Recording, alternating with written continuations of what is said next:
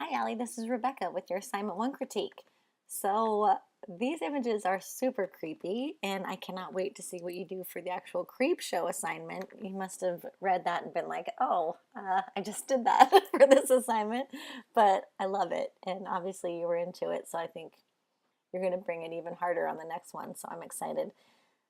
So, these images are fantastic.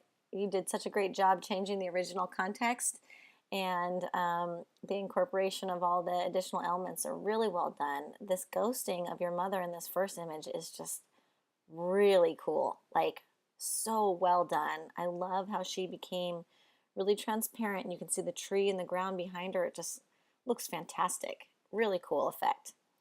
The skeleton in the window is also nice and weird, and it almost looks like the boy in the image. He kind of like can feel something looking at him behind him, like, and he almost knows who it is in a way. He looks like, oh no, he looks a little worried or something. And so that was really cool placement of that figure. So something that I recommend doing just to make it look even more realistic is blurring that skeleton figure a little bit, because the reflection in the window of the tree is a little blurry, and I think that that would carry over a little bit more. Plus, it would be um, a little softer focus because of bokeh, because of like a shorter depth of field there.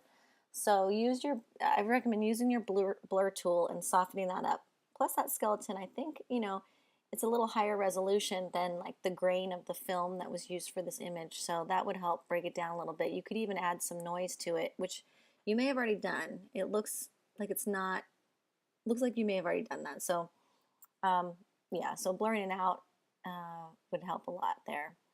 I really love this picture, and I don't know if you did this or if it was already like that, but the blurring of the trees in the upper right corner really add to the weirdness effect too. So um, I just love the whole aspect of this image. This was a great image to choose for this assignment. So great job.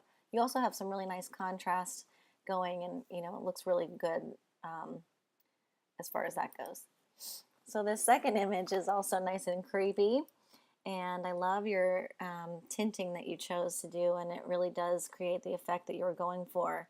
I like the noise that you added to the sky to give it this kind of gritty grain, and the women are softer than the background, so I think there could be more contrast in the women.